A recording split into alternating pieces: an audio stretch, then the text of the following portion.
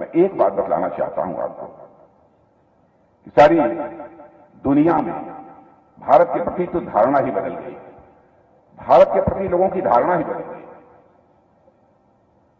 और लोग यह मानते हैं वह दिन दूर नहीं है कि भारत 25, 30, 40 वर्षों में विश्व की महाशक्ति बन जाएगा, सुपर पावर बन जाएगा भारत। यह लोगों की धारणा बनने लगी। अभी मैं जब दिल्ली से आ रहा था तो इलाहाबाद एयरपोर्ट पर मैं अपनी ये प्लेन से उतरा तो थोड़ी देर के लिए मैं चला गया था, वहां जो रेस्ट रूम होता है उसमें मैं चला गया। वहां पर एक समाचार पत्र मैंने पढ़ा। समाचार पत्र में एक अमेरिका के एम्बेसडर ने, तुम कहां रख दिए कागज भाई, देखो तो वहां है, मैंने नोट किया था, मैंने छोटा कागज था ना। अमेरिका के एम्बेसडर ने, उनका एक स्टेटमेंट था, मैं उसे मैं देख रहा था, वहां नहीं,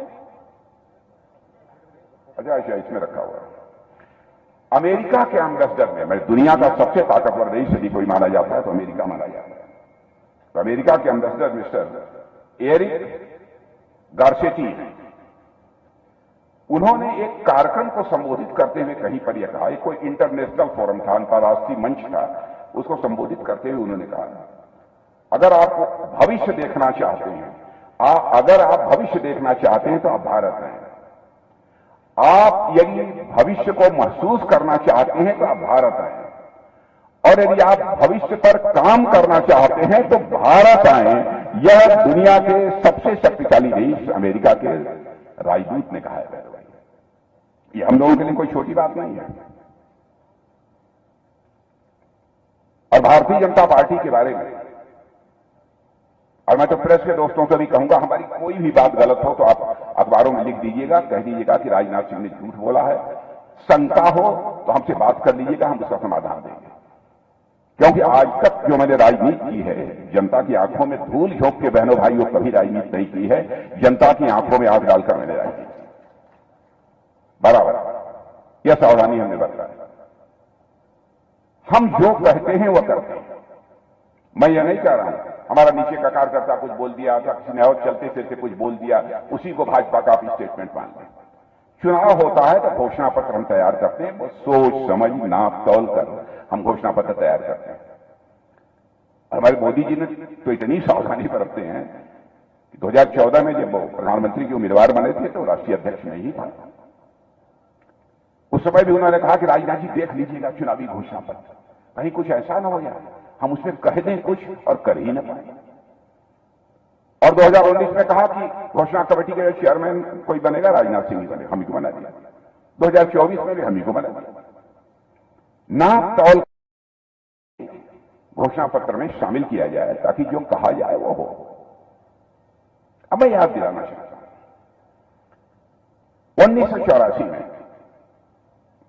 से लगातार हम लोग अपने घोषणा पत्र में भाजपा ये कहती चली आ रही है कि हमारी सरकार बनेगी, संसद के दोनों सदनों में बहुमत मिलेगा, अयोध्या की धरती पर भव्य राम का मंदिर बनने से दुनिया की हमें कोई ताकत रोक नहीं पाई।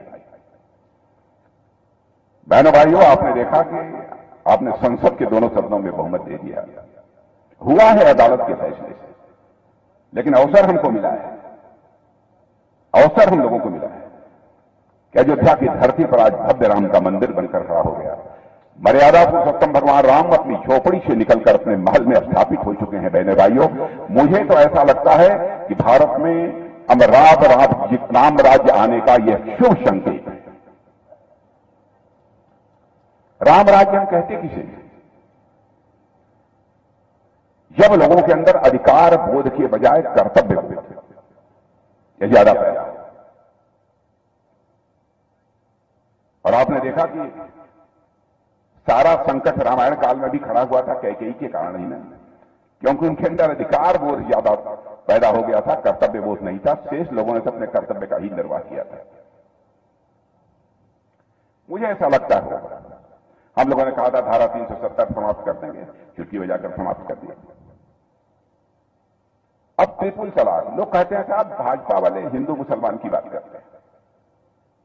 बहनों भाइयों, मैं ईमानदारी से कहना चाहता हूं, हिंदू मुसलमान ईसाई यहूदी, इस नाम पर हम कोई भेदभाव नहीं करते, कोई भेदभाव नहीं करते।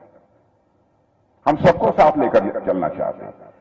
जो भी भारत की धरती पर पैदा हुए हैं और सभी भारत माता की संतानें हैं, हम यह मानकर चलते हैं, कोई भेदभाव नहीं करते।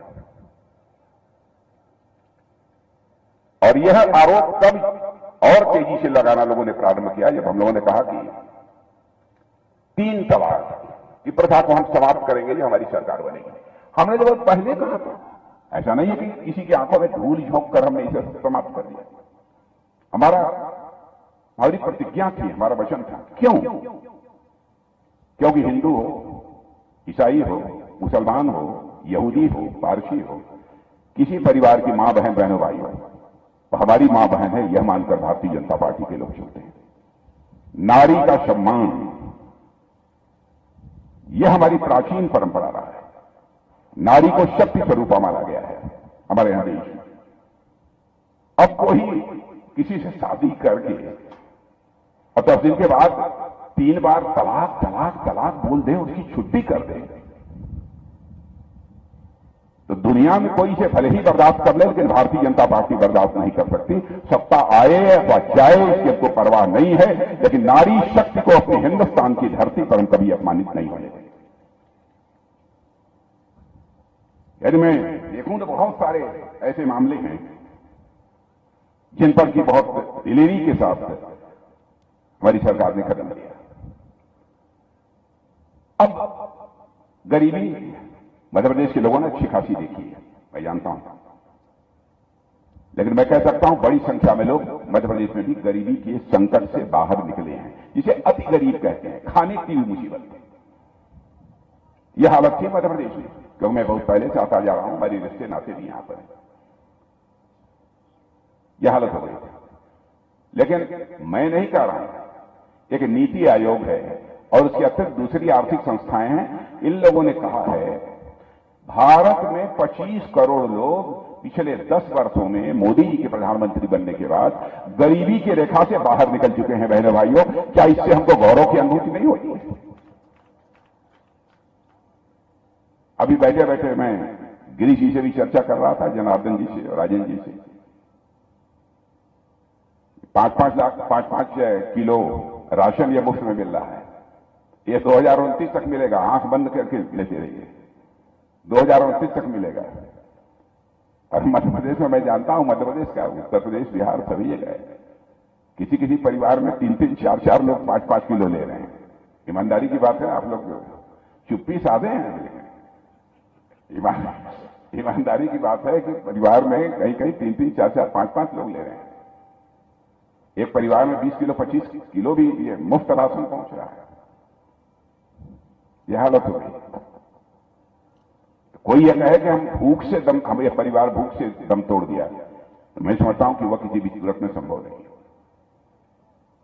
शासन की संवेदनशीलता,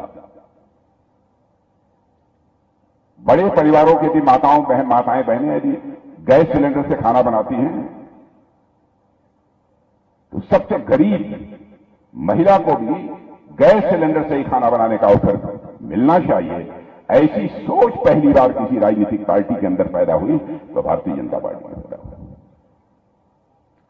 छोटी छोटी चीजें, 5 लाख रुपए तक का मुफ्त इलाज, क्या कहेंगे?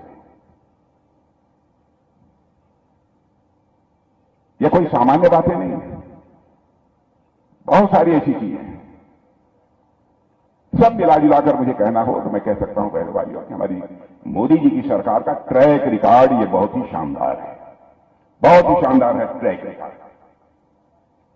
भारत की प्रतिष्ठा मोदी जी ने सारी दुनिया में बढ़ाई है, इसमें कहीं दो राय नहीं। मैं बहुत सोच समझ कर बोल रहा हूं।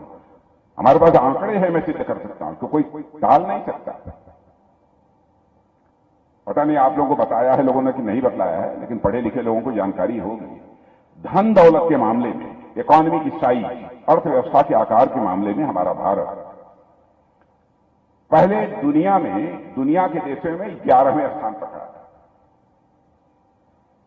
और आज के 2 साल पहले ही हमारा यह भारत जो धन दौलत के मामले में अर्थव्यवस्था के आकार के मामले में दुनिया के देशों में 11